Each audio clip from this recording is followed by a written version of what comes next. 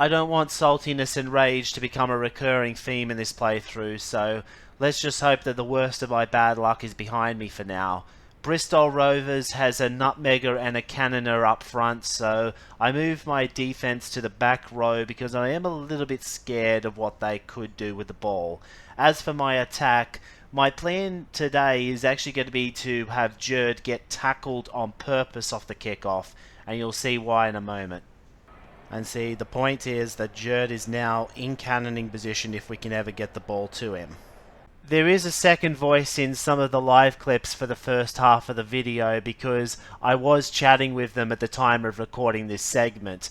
I will leave a shout out to their Twitch channel, although at the time of editing this, I don't know when they're going to be able to stream again. We're going to cannon it, are we? No. Oh, just fell short at the last hurdle. But that failure does at least generate another chance at success, and a pretty good one at that. After all, Baghdad. Goal. Oh, sweet. Oh, yeah, sweet. We were able to hold on to that 1-0 lead through to half-time, but off the kick-off, Bristol turns a failed lofted pass into an advantage. Their forward runs up to collect the ball, and because he's not technically dribbling it, Trivet is unable to do the automatic tackle like I had planned, meaning that Sweeter is able to shoot and equalise.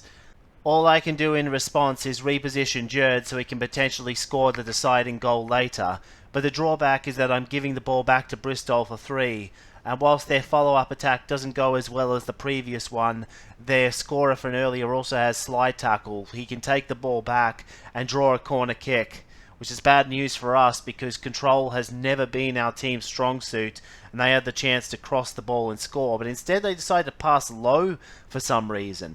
Not that it matters, they still have a chance to shoot. But why would you not cross the ball instead? In hindsight, I should have just kept my defense on the second row and taken my chances with the nutmeg and cannon users, because this back row strategy clearly hasn't worked.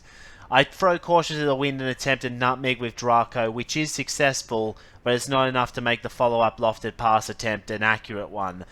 You lose. You okay? Yes, I'm okay. I'm just absolutely livid right now. This brings us to a match that could either save or doom our season as we come up against last-placed Oldham. Their only major offensive threat is an Olympic kick user, so as long as we can avoid conceding a corner, our only concern is figuring out how to score against their defence.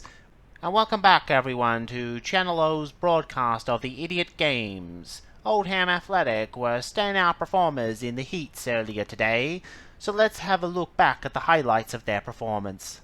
First, their CD had the remarkable idea of executing a slide tackle on the Nottingham striker, moving himself out of position to do so, even though their DF could have made that same tackle with half the effort, and in the process pushed the striker out of scoring position. But the true brilliance of this routine came a few minutes later when the ball ended up in the corner of the pitch. Instead of making any attempt to collect the ball, the aforementioned DF moves into a defensive position, only to pick a square that completely takes him out of the play.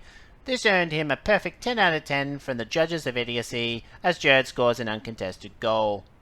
We had another chance to score late in the half, but it went begging. Thankfully, Oldham's counter-attack didn't pass the defence, and with us taking the kick-off in the second half, another corner kick was won. In spite of having to jump over a motivated defender, Trivet was able to put this one away to give us a commanding 2-0 lead. So thanks to Oldham's stupidity on the first goal and a few lucky rolls on the second, we have the 3 competition points virtually sewn up here. Even a late goal from Oldham can't change the result, as they don't have enough time left to even attempt to go get a second. Our first win of the season, long overdue. The team has levelled up to the point where we are now considered a 1-star squad, but I want to drop back down to half a star if I can for now so that I can earn more glory from results. Subbing Delbridge back in does the trick. He's now a universal midfielder. He got that after the Bristol game, so he's less of a liability than before, but still lower level than Hutchinson. There is nothing particularly special about Peterborough's lineup to mention, so let's get into the game. My plan to use Jerd more carries over into this game too, as I forego my chance to take a kick-off shot to instead move him into cannoning position. but things get a little dicey at the other end when Bag once again reverts to his useless ways. I didn't understand this action at the time of recording, but analysing the play again, I get it now. With their centre forward on the centre square, any cross attempted from the right flank would have given Trivet the first chance to head the ball away, because he has head play and that works in defence as well as attack, so Dark had to challenge him and he failed. Our first competitors in this medal round of the Idiot Games go by the name of Peterborough, and it looks as though they're starting their routine with a page out of Oldham's playbook by rearranging their defence but doing nothing to defend against the cannon's shot. A very brilliant strategy, but just a little off on the execution there. But they still have the potential to chain this into a brilliant display of idiocy, and look at this! The CD golightly holds on to the ball inside his own penalty area. This has the potential to earn big marks with the judges, but no! A sudden surge of intelligence means that's gonna have to go down as a failed element, and I doubt that this routine will be good enough to earn a medal. More level ups improve the team, but also make it harder for me to continue sandbagging my team's rating. I should elaborate that what I'm trying to do is maximise the strong opponent bonus I stand to make on a win or a draw. This does come with some risk attached, especially since I'm having to bench both Athill and Draco for the Southend game, but it is a calculated risk. I'm not expecting Pete to have to do much defending in this game. Delbridge and Delbridge. My evil twin, we meet again. The AI's heavy usage of slide tackle really hurt the evil Delbridge in this game. He was pulled out of the forward position to use a slide tackle earlier, and the energy consumed from doing so meant that when he got the ball back and attempted a nutmeg, it not only failed, but also left him tired just 25 minutes into the game. Though my decision making wasn't ideal either, here I overlooked Southend playing a sweeper, and also overlooked other attacking options such as rainbowing through to the keeper, or threading a long pass in behind the defence. And then from the second half kickoff, I decided to do a lofted pass for some reason, even though it wouldn't have done me any good had the pass succeeded, since it was the end of my turn. Yes, what a splendid move for Nottingham there. That could well put them in contention for the Idiot Games gold medal. But I don't want to win Idiot Games gold. Thankfully, I get another chance to put Jerd inside the box, and whilst I'm unable to get the ball to him, he does have an indirect effect on this play, as him blocking out the sweeper gives Challenger a chance to go head-to-head with the goalkeeper. I don't think we risk the lofted pass. I think we just take a 3-shot on the keeper and hope for the best. Goal! Goal! And this late in the game, Southend only has one chance to get that goal back. A chance that is scuppered by the evil Delbridge taking a pointless dribble before shooting. We end the game 1-0 up. Yes, and because we won with what was technically a half-star team, we get ourselves 20 points for the strong opponent bonus rather than 10. The Prestige Cup draw is in, but before we get to that, we play at home against AFC Wimbledon, a game that will conclude the first half of the league season. No more sandbagging on my end. I'm just going to put our full-strength squad out there and hope for the best. Wimbledon have dominated this matchup historically, with them having 4 wins to our 0 in 6 encounters, and it looks like they're going to give us a hard time again, as Clagis with his level 2 Rainbow Feint is running amok. Though thankfully with our defence positioned on the second row, he can't get all the way to the goalkeeper and Fellows makes the save. The defence did everything right on the following corner kick, only for the ball to end up at Clagis' feet anyway, but instead of riding his luck on the Rainbow Feint, he does something completely unexpected. Yes, he really just attempted a cross with only 4 passing. Though in hindsight I understand why he did it. The cross factor from that square is only 5, and had he made the cross, it was a near certain goal.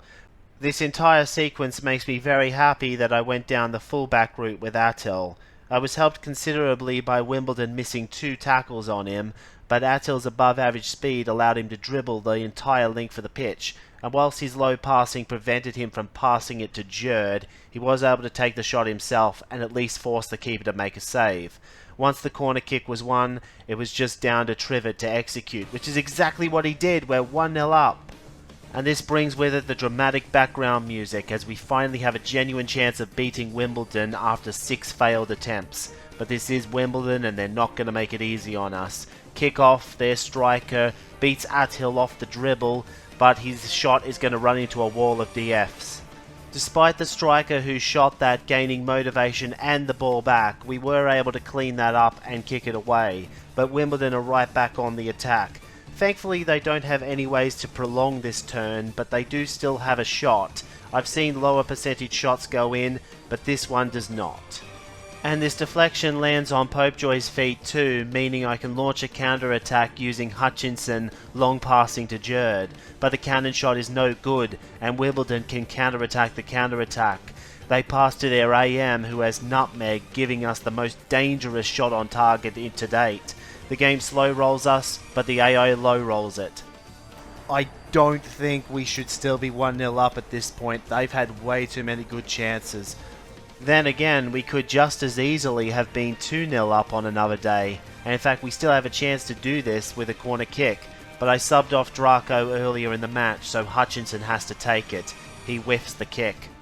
But a failed long pass gives us a reprieve, as Wimbledon are unable to get the ball out of their own half, and when Jerd takes the ball back, he has 3 to run away from the defence, like I should have done at the end of the last episode. Wimbledon don't have enough actions left to launch any kind of attack on the last turn, and with that, we have won the match. And with this now being 3 wins in 4 games, there's some really good news waiting for us post-match. We're actually above the drop zone at the halfway mark.